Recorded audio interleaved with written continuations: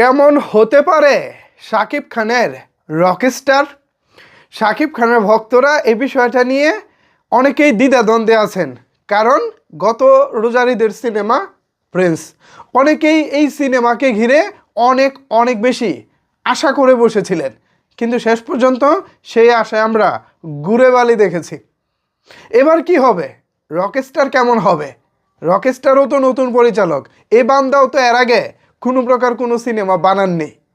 ঠিক এ কারণেই শাকিব খানের ভক্তরা একটু দ্বিধাদ্বন্দ্বে আছেন। কারণটা কি জানেন ভাই? কথা আছে না, চুন খেয়ে মুখ পুড়ে ফেলেছি, এখন দই দেখলেও ভয় করে। ঠিক সেরকম অবস্থা হয়েছে শাকিব খানের ভক্তদের। সত্যি কথা বলতে আমিও সেই তাদেরই দলে। কনফিডেন্স একেবারেই যে নাই তা না, আবার একেবারে জোর দিয়ে যে কনফিডেন্স পাবো তেমনটাও না। কিন্তু ভাই কি করার, শাকিব খান যেহেতু পরিচালককে বিশ্বাস করেছেন, সো আমাদের তো তাকে বিশ্বাস করা ছাড়া আর কোনো উপায় আছে? নাই। এখন প্রশ্ন হচ্ছে, প্রিন্সের পরিচালক আবু হায়াত মাহমুদ এবং রকস্টারের পরিচালক আসমান রুশো, দুজনের বডি ল্যাঙ্গুয়েজ আসলে কি বলতেছে। আমরা এই বিষয়টা যখন অ্যানালাইসিস করব, তখন অনেক কিছুই আমাদের সামনে পরিষ্কার হয়ে যাবে। শাকিব খানের যে কোনো পরিচালকই আসুক না কেন সামনে, আমরা শুরুতে দেখি ওই পরিচালকের বডি ল্যাঙ্গুয়েজটা কেমন।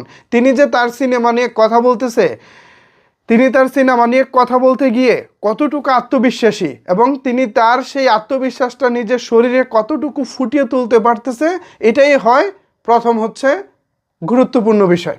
আমরা আবু হায়াত মাহমুদের যখন ইন্টারভিউ দেখতাম, সেই শুরু থেকেই কেমন জানি তার চেহারার মধ্যে খুব একটা হাসি পেতাম না।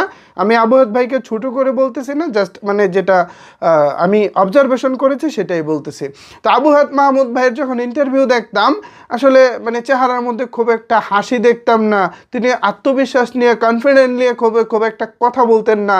তার মানে ইন্টারভিউ দেখলেই কেমন জানি আসলে আত্মবিশ্বাস পেতাম না।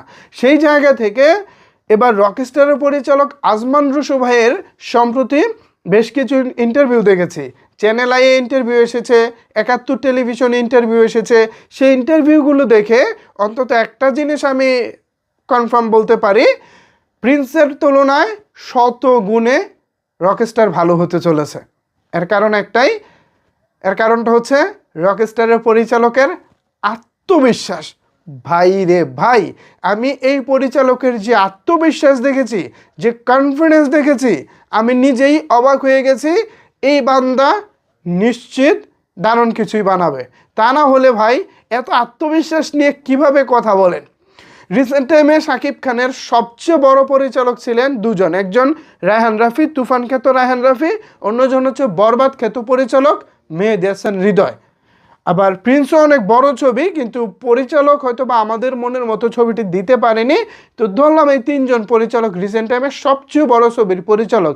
এখন এই তিনজন পরিচালককে দেখে আমি যতটা না আত্মবিশ্বাস পেয়েছি, যতটা না কনফিডেন্ট পেয়েছি, তার চাইতে বেশি কনফিডেন্ট কিন্তু এবার আমি আসমান রুশো ভাইকে দেখে পেয়েছি। সত্যি কথা বলতে তিনি যতটা আত্মবিশ্বাস নিয়ে কথা বলেছেন, যতটা কনফিডেন্টলি কথা বলেছেন, এটা আসলে আমাকে মুগ্ধ করেছে, আমাকে অবাক করেছে। আমি তাকে বিশ্বাস করতে চাই, আমি তার প্রতি বিশ্বাস রাখতে চাই। সো সাকিবিয়ান যারা আছেন, শাকিব খানের ভক্ত যারা আছেন, রকস্টার কেমন হতে চলেছে এই চিন্তাটা যারা করতেছেন, তাদেরকে বলবো পরিচালক আসমান রুশোকে বিশ্বাস করতে পারেন। তার যে আত্মবিশ্বাস আমি দেখেছি, সত্যি কথা বলতে তিনি ফাটাবেন, এক কথায় ফাটাবেন।